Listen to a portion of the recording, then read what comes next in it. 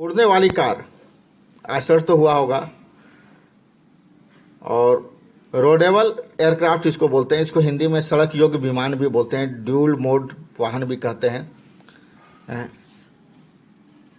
अब जो है ऑटोमोबाइल की दुनिया में एक नया क्रांति आने वाला है और इसी क्रांति को लेकर जो है विमानन कंपनी, एयरक्राफ्ट कंपनी और ऑटोमोबाइल कंपनी लोगों को अलग से एक सपना दिखा रही है। अब ऐसा है कि कभी कभी लगता होगा कि भीड़ में फंस गए हों और कभी जाम में फंस गए हों और उसमें लग रहा है कि भाई कि एक बटन दबा दें और यहाँ से मेरी गाड़ी ये जो है हेलीकॉप्टर एयरक्राफ्ट बन जाए और मैं दूसरे जगह जा सकूं।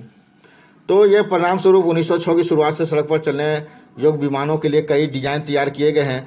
उड़ने वाली कार के लिए डिजाइनर को विमान और ऑटोमोबाइल के परस्पर विरोधी नियमों के सहित कई बाधाओं का सामना करना पड़ेगा।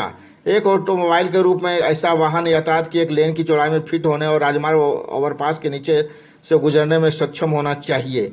यह समान राजमार्ग यातायात को बनाए रखने और सभी सुरक्षा नियमों को पूरा करने में सक्षम होना चाहिए। ऑटोमोबाइल के लिए वाहन निकास उत्सर्जन मानकों को भी पूरा करना होगा। ध्यान दें, यदि वाहन को आधिकारिक तौर पर मोटरसाइकिल के रूप में वर्णित किया जा सकता है तो इस नियमों को पूरा करना आसान है। इसलिए पंखों को मोड़ने और या पीछे हटाने में सक्षम होना चाहिए और पीछे का जो भाग है जिसको पूंछ कहते हैं, किनार सतहों को रखने योग्य होना चाहिए।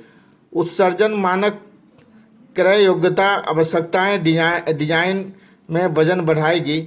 एक ऐसे इंजन ट्रांसमिशन सिस्टम की आवश्यकता जो ऑटोमोबाइल के रुकने और जाने और गति बढ़ाने और धीमी करने के वाले वातावरण में काम कर सके। सिस्टम जटिलताओं और वजन को भी बढ़ाएगा।